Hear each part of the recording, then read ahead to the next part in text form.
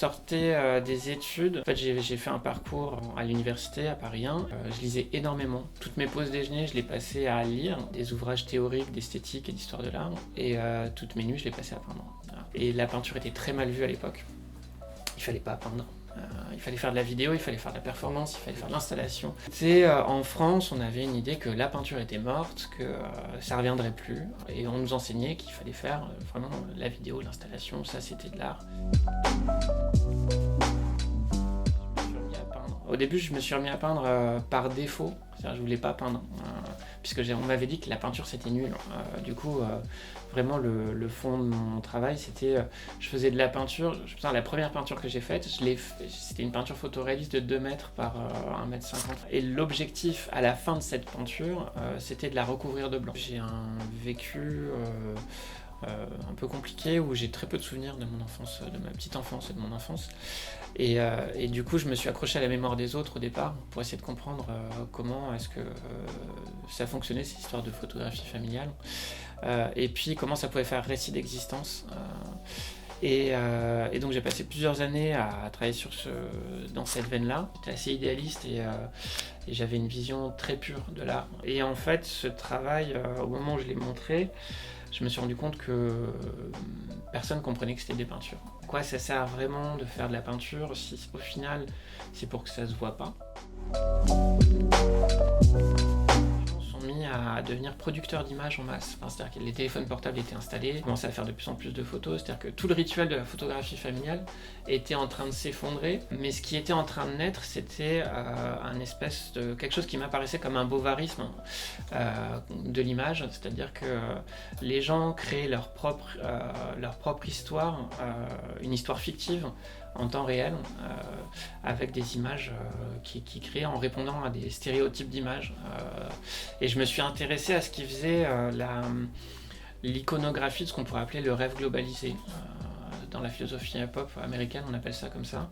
C'est l'idée une fois le rêve américain étalé à l'échelle du monde, il finit par devenir un modèle iconographique. Et ce qui m'intéressait, c'était d'épuiser comme ça ce modèle pour essayer de montrer comment nos vies étaient en train de se dissoudre dans une image, mais que ces images ne reflétaient plus la réalité. Et j'ai présenté ce projet avec ce discours sur l'effondrement de l'image, comment est-ce que l'image était en train de s'effondrer sur elle-même, comment est-ce qu'il y avait quelque chose comme un trou noir pour moi dans cette surproduction d'images.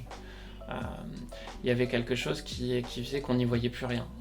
Et que du coup, le réel, ce qui m'intéressait au départ, le réel de l'existence était en train de disparaître, devenait une fiction. Dans ces images qui étaient produites par les gens, qui essayaient de saisir leur existence, qui était un espèce de reportage. Facebook, moi je me souviens de gens qui prenaient en photo leur repas. Ça devenait absurde en fait. C'est-à-dire qu'on n'était pas encore au point d'Instagram à l'époque où là on est dans une esthétisation. Là c'était même pas forcément toujours esthétique. J'ai eu un enfant. J'ai vécu un bouleversement, c'est-à-dire que je me suis retrouvé à m'occuper d'un petit être beaucoup. Et du coup à perdre totalement ma vie à moi, que je devais dormir parce qu'il dormait pas, je devais manger, il devait manger, et du jour au lendemain, toute cet idéal de philosophie, de réflexion sur l'iconographie, la philosophie, l'esthétique, etc. me paraissait très très loin de ce qu'était ma vie, mais surtout ça me ramenait à ce qu'était l'existence. Et j'ai commencé à me demander comment est-ce que je pouvais parler de ça avec la peinture, parce que j'essayais de trouver une espèce de correspondance, et il se trouve que mon quotidien à ce moment-là, c'était les parcs, et c'était d'être au ras du sol dans les parcs. Et j'ai commencé à monter un projet comme ça, où la nature du quotidien devenait le sujet de mon travail, et l'insignifiant devenait le sujet du travail. Et depuis mes études, on me renvoyait tout le temps à l'idée que dans mes peintures, je confrontais des contraires. Alors, c'est un truc tout bête, mais je me souviens en master, mon maître de mémoire ne comprenait pas. Il me disait mais pourquoi est-ce que tu essayes de mélanger la présence et l'absence, le plein, le vide, ça peut pas marcher. Et moi, pour moi, c'était ça qui faisait sens. C'était pas de... Derrière ça, j'ai toujours essayé de chercher une espèce de vérité. Il n'y a pas de vide en soi. Le vide, c'est toujours quelque chose qui a été enlevé. On n'arrive pas à penser le vide comme coexistant ou plein. Toute la pensée occidentale s'est construite là-dessus, là où les Asiatiques, et notamment la Chine, s'est construit dans une circulation entre le plein, le vide, entre le loin, le près, entre le présent, l'absent. Il n'y a pas l'un ou l'autre, il y a l'un et l'autre. Je me suis aussi retrouvé face à un enfant qui grandissait, qui construisait des souvenirs, et ces moments qu'il vivait me rappelaient ma propre enfance. Et est né un projet à ce moment-là, conjointement entre cette réflexion sur l'Asie et cette envie de parler du ressouvenir, de l'immersion du souvenir, comment ça émerge dans la mémoire. Parce qu'il y avait cette idée qu'au fond, l'existence, au final, on ne sera plus que ça. Le souvenir dans la mémoire de quelqu'un d'autre. C'est-à-dire que nous, on accumule une mémoire, on la transmet à son enfant, on la transmet à ses proches, et au final, à un moment donné, au moment où on disparaît nous, ce qui reste de nous, c'est les souvenirs de notre existence. Et dans le même temps, il y avait donc cette peinture asiatique qui me travaillait beaucoup, cette idée de faire avec la réserve. Ça ne se pose pas cette question de l'œuvre va advenir dans l'œil du spectateur, parce que l'œuvre est là. Elle est là, et avec ses blancs, avec ses manques, c'est juste une circulation entre le plein et le vide.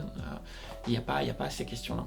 L'exposition s'appelle Immersion, et c'est la première exposition où je présente le travail, la série qui s'appelle La Grande Réserve, donc que j'ai débuté il y a 2 ans sur ce principe-là. Au départ, Immersion, c'est le titre d'un livre que j'ai écrit au moment où j'ai fait ce passage à La Grande Réserve.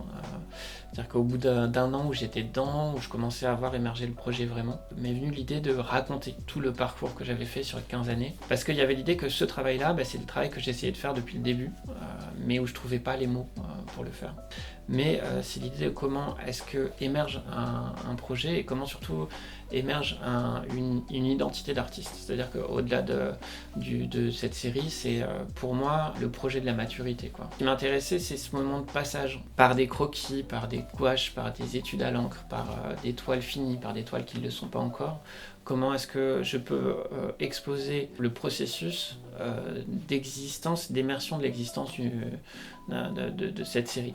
Chaque œuvre, chaque peinture n'est qu'un élément du passage. J'ai l'impression d'avoir trouvé mon sujet, d'avoir trouvé mon approche, et du coup d'être là où j'ai envie d'être.